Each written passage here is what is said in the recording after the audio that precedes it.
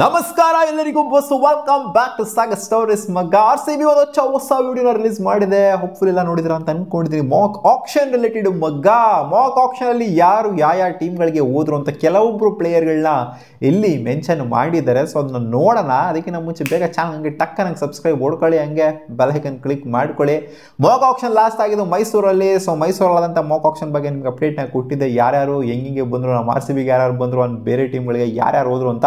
ಇಲ್ಲೂ ಕೆಲವೊಬ್ರು ಪ್ಲೇಯರ್ಗಳನ್ನ ಮೆನ್ಷನ್ ಮಾಡಿದ್ದಾರೆ. ಎಲ್ಲಾರನ್ನೂ ಏನು ಮೆನ್ಷನ್ ಮಾಡಿಲ್ಲ. ಎಲ್ಲ ಮಾರ್ಕಿ ಪ್ಲೇಯರ್ಸ್ಗಳನ್ನು ಇವ್ರು ಈ ಟೀಮ್ಗಳಿಗೆ ಹೋದ್ರು ಅನ್ನೋ ಏನು ಮೆನ್ಷನ್ ಮಾಡಿಲ್ಲ. ಬಟ್ KL ರಾಹುಲ್ ರಿಲೇಟೆಡ್ ಎರಡು ಆಕ್ಷನಲ್ಲೂ ಕೂಡ ಮೆನ್ಷನ್ ಆಗಿದೆ ಮಗ. ಎರಡು ಆಕ್ಷನಲ್ಲಿ, ಎರಡು ಮಾಕ್ ಆಕ್ಷನ್, ಮೈಸೂರಲ್ಲಿ ಬೆಳಗಾವಿಲಿ ಎರಡು ಮಾಕ್ ಆಕ್ಷನಲ್ಲಿ KL ರಾಹುಲ್ RCBಗೆ ಸಿಕ್ಕಿದ್ದಾರೆ. ಮೈಸೂರಲ್ಲಿ 20 ಕೋಟಿಗೆ ಹೋದ್ರು ಅಂತ ಅಂದರೆ ಈ ಸಲ ಕೇವಲ 15.5 ಕೋಟಿಗೆ ನಮ್ಮ RCBಗೆ KL ರಾಹುಲ್ ಸಿಕ್ಕಿದ್ದಾರೆ. ಈ ಆಕ್ಷನಲ್ಲಿ ಹೈಯೆಸ್ಟ್ ಬಿಡ್ ಅಂತಂದರೆ ಅದು 19 ಕೋಟಿ ಇಶಾನ್ ಕಿಶಾನು. ಅದು ಮುಂಬೈ ಇಂಡಿಯನ್ಸ್ ಅವರು ತೊಗೊಂಡಿರುವಂಥದ್ದು.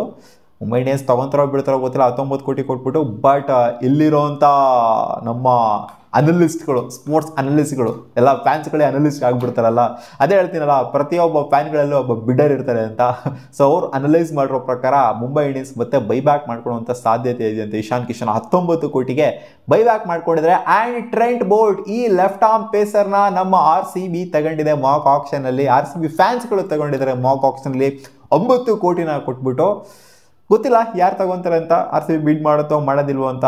ಈ ಲೆಫ್ಟ್ ಆರ್ಮ್ ಪೇಸರ್ಗೆ ಬಿಡ್ ಮಾಡಿದ್ರು ಒಳ್ಳೆಯದೇ. ಟ್ರೆಂಟ್ ಬೋಲ್ಟ್ ಅಂತ ಬೌಲರು ಸಿಗೋದಿಲ್ಲ, ಸಿಕ್ಕಾಪಟ್ಟೆ ಒಂಥರ ಡಿಫ್ರೆಂಟ್ ವೆರೈಟರು ಅಂತ, rare bowler Trent Bolt. T20 ಸಿಕ್ಕಾಪಟ್ಟೆ ಪ್ರೋನ್ ಬೌಲರು.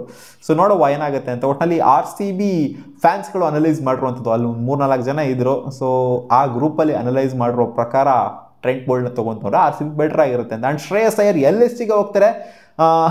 ಇನ್ಫ್ಯಾಕ್ಟ್ ಆಕ್ಷನರಲ್ಲೇ ಇಲ್ಲಿ ಕೇಳ್ತಾರೆ, ಏನು ಶ್ರೇಯಸ್ ಅಯ್ಯರ್ ಅಷ್ಟೊಂದು 25 ಕೋಟಿ 30 ಕೋಟಿಗೆಲ್ಲ ನನಗೆ ಅಷ್ಟು ಬೇಕು ಇಷ್ಟು ಬೇಕು ಅಂತ ಡಿಮ್ಯಾಂಡ್ ಇಟ್ಬಿಟ್ಟು ಆಕ್ಷನ್ಗೆ ಹೋಗಿದ್ದಾರೆ ಅವರು. ನೀವು ನೋಡ್ರಿ ಎಷ್ಟೆಷ್ಟು ಬಿಡ್ ಮಾಡಿದ್ದಾರೆ ಅಂತ ಕೇಳಿದ್ದಾರೆ. LSG ಅವರು ಬಿಡ್ ಮಾಡಿ ತೊಗೊಂಡಿರೋದು 12.5 ಕೋಟಿಗೆ ಅಷ್ಟೇ. ಶ್ರೇಯಸ್ ಅಯ್ಯರ್ನ 12.5 ಕೋಟಿಗೆ ತೊಗೊಂಡಿದ್ದಾರೆ. ಸಿಕ್ಕಾಪಟ್ಟೆ ಚೀಪ್ ಅಮೌಂಟ್ ಅಂತ ಅನ್ಸುತ್ತೆ. ಗೊತ್ತಿಲ್ಲ ಇಷ್ಟರ ಮಟ್ಟಿಗೆ ಹೋಗ್ತಾರ ಅಥವಾ ಇನ್ನೂ ಜಾಸ್ತಿ ಅಮೌಂಟ್ಗೆ ಹೋಗ್ತಾರ ಅಂತ. ಒಟ್ಟಿನಲ್ಲಿ ಕಂಪೇರ್ ಮಾಡ್ತು ಅಂದರೆ ರಿಷಬ್ ಪಂತು KL ರಾಹುಲ್ಗೆ ಕಂಪೇರ್ ಮಾಡ್ತಾರೆ. ಶ್ರೇಯಸ್ ಅಯ್ಯರ್ ಕಮ್ಮಿ ಅಮೌಂಟ್ಗೆ ಹೋಗೋದು. ಸೊ ಅದಂತೂ ಗೊತ್ತಿರುವಂಥ ವಿಚಾರನೇ. ಆ್ಯಂಡ್ ಸಿರಾಜ್ ಭಯ್ಯನ RCB ತಗಂತಾರ ಅಂತ ನಾನು ನೋಡ್ತಾ ಇದ್ದೆ. ಸಿರಾಜ್ ಭಯ್ಯನ ಹೆಸರು ಬಂದಿದ್ದ ತಕ್ಷಣ RCB ಫ್ಯಾನ್ಸ್ಗಳೆಲ್ಲ ಅಮ್ಮ ನಾವು ತಗೊಳ್ಳಲ್ಲ ಅಂತ ಹೇಳಿದ್ರು. ಇನ್ಫ್ಯಾಕ್ಟ್ ATM ಕಾರ್ಡ್ನ ಯೂಟಿಲೈಸ್ ಮಾಡೋದಿಲ್ಲ ಅಂತ ಹೇಳಿದ್ರು. ಅವರು ಹೋಗಿದ್ರೆ ಅವರ ಹೋಮ್ ಟೀಮ್ ಸನ್ರೈಸರ್ಸ್ ಹೈದರಾಬಾದ್ಗೆ 11 ಕೋಟಿಗೆ ಅವರು ಹೋಗಿದ್ದಾರೆ. ಅಂದರೆ ಇದೆಲ್ಲ ಸುಮ್ಮನೆ ಮಾಕ್ ಆಕ್ಷನ್ ಅಷ್ಟೇ, ಒರಿಜಿನಲ್ ಆಗೇನು ಹೋಗಿಲ್ಲ.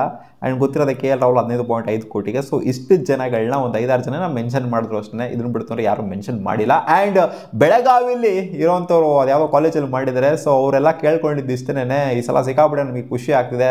ಎಲ್ಲ ಸಲನೂ ಕೂಡ ನೀವು ಅಂತಂದರೆ ಎಲ್ಲರನ್ನೂ ಕೂಡ ನಮ್ಮನ್ನ ಒಂಥರ ಅಂಡರ್ ಎಸ್ಟಿಮೇಟ್ ಮಾಡ್ತಾಯಿದ್ರು.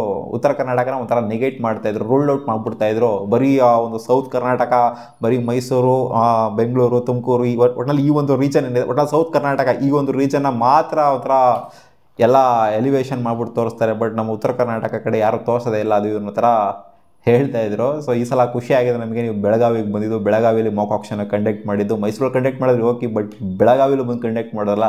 ಇದು ಸಿಕ್ಕಾಪಟ್ಟೆ ಖುಷಿ ಆಗಿದೆ ನಮಗೆ ಅನ್ನೋ ಥರ ಹೇಳಿದ್ದಾರೆ. ಒಟ್ಟಲ್ಲಿ ನಮ್ಮ RCB ಈ ಸಲ ಬೆಳಗಾವಿಗೂ ಹೋಗಿದಾರಲ್ಲ. ಕರ್ನಾಟಕ ಅಂದರೆ ಬರೀ ಇಲ್ಲಿ ಸೌತ್ ಮಾತ್ರ ಅಂತಲ್ಲ, ಆ ಕಡೆನೂ ಹೋಗ್ಬಿಟ್ಟು ರೀಚ್ ಮಾಡಿದ್ರಲ್ಲ. ಸೊ ಇದು ಒಂಥರ ಖುಷಿ ಪಡಬೇಕು. ಸೊ ಇಷ್ಟ ಅಂತ ಕಾಣಿಸುತ್ತೆ. ಮೈಸೂರು ಆದಮೇಲೆ ಬೆಳಗಾವಿ, ಇದಾದ್ಮೇಲೆ ಎಲ್ಲಿ ಮಾಡಿದ್ರೆ ಅಂತ ಗೊತ್ತಿಲ್ಲ. ಇದೇ ಪ್ರಾಬ್ಲಿ ಲಾಸ್ಟ್ ಇರ್ಬೋದು ಅಂತ ಕಾಣಿಸುತ್ತೆ. ಏನೇ ಮೆಗಾ ಆಕ್ಷನ್ ಮಾಡ್ಬೋದು ಮಗ, ಬಟ್ ಅಲ್ಟಿಮೇಟ್ಲಿ ನಮ್ಮ RCB ಯೋಚನೆ ಮಾಡುತ್ತೆ. ಆ್ಯಂಡ್ ಆಕ್ಷನ್ ಡೈನಮಿಕ್ಸ್ ಯಾವ ಥರ ಇರುತ್ತೆ ಇಲ್ಲಿ, ಇವರು ಕೂಡ ಹೇಳಿದ್ದು, ಫ್ಯಾನ್ಸ್ಗಳು ಹೇಳಿದ್ದು ಕೂಡ ಅದೇನೇ. ನಾವು ಅರ್ಥ ಮಾಡ್ಕೊಳಕ್ಕಾಗ ಇವಾಗ ಎಷ್ಟು ಕಷ್ಟ ಆಕ್ಷನ್ ಅನ್ನೋದು ನಮ್ಗೆ ಇವಾಗ ಗೊತ್ತಾಗ್ತಾ ಇದೆ. ನಾವು ಕೂತ್ಕೊಂಡು ಎಲ್ಲೋ ಒಂದು ಮೂಲೆಯಲ್ಲಿ ಕೂತ್ಕೊಂಡು ಹಿಂಗೆ ಮಾಡ್ಬೋದಾಗಿತ್ತು, ಹಂಗೆ ಮಾಡ್ಬೋದಾಗಿತ್ತು ಅಂತ ಹೇಳೋದು ಸುಲಭ. ಬಟ್ ಅವ್ರು ಒಳಗಡೆ ಇಳಿದು ನೋಡಿದಾಗಲೇ ಗೊತ್ತಾಗೋದು ಎಷ್ಟು ಕಷ್ಟ ಆಕ್ಷನಲ್ಲಿ ಕೂತ್ಕೊಂಡು ಬಿಡ್ ಮಾಡೋದು ಅಂತ. ಇಲ್ಲಿ ಲಕ್ಕು ಕೂಡ ಮ್ಯಾಟ್ರ್ ಆಗುತ್ತೆ. ಅಂದರೆ ಪ್ಲೇಯರು ಯಾವ ಸ್ಲಾಟಲ್ಲಿ ಬರ್ತಾರೆ ಆಕ್ಷನಲ್ಗೆ ಅದು ಕೂಡ ಗೊತ್ತಿರೋದಿಲ್ಲ. ಸೊ ಫಸ್ಟ್ ಬರ್ತಾರ, ಲಾಸ್ಟ್ ಬರ್ತಾರ, ಸೊ ಇದು ಕೂಡ ಡಿಪೆಂಡೆಂಟ್ ಆಗಿರುತ್ತೆ. ಆ್ಯಂಡ್ ಪರ್ಸ್ ಎಷ್ಟು ಇಟ್ಕೊಂಡಿದ್ದೀವಿ ಅವ್ರು ಬರುವಂಥ ಟೈಮ್ಗೆ ಅದು ಕೂಡ ಡಿಪೆಂಡೆಂಟ್ ಆಗಿರುತ್ತೆ. ಸೊ ಎಲ್ಲ ಕೂಡ ಡಿಪೆಂಡೆಂಟ್ ಆಗಿರುತ್ತೆ. ಬರೀ ನಾವು ಬ್ಲೇಮ್ ಮಾಡೋದಲ್ಲ ಅನ್ನೋ ಥರನೂ ಕೂಡ ಹೇಳಿದ್ದಾರೆ. ಸೊ ನೋಡೋಣ. ಒಟ್ಟಲ್ಲಿ ಆಕ್ಷನಲ್ಲಿ KL Rahul and Trent bolt ನಮ್ಮ RCBಗೆ ಈ ಆಕ್ಷನಲ್ಲಿ ಸಿಕ್ಕಿದ್ರಿ. ಮಾಕ್ ಆಕ್ಷನಲ್ಲಿ ನೋಡೋಣ KL ರಾಹುಲ್ನ ಮತ್ತು ಏನಾದ್ರು ಟ್ರೆಂಟ್ ಬೋಲ್ಟ್ನ RCB ಟಾರ್ಗೆಟ್ ಮಾಡ್ತಾರೆ ಅಂತ. ಸಿರಾಜ್ ಅಣ್ಣನ ಬಿಟ್ಟಿದ್ದಾರೆ. ಸಿಗೋಣ ಮುಂದಿನ ವಿಡಿಯೋದಲ್ಲಿ ಗಾಯ್ಸ್. ವಾ.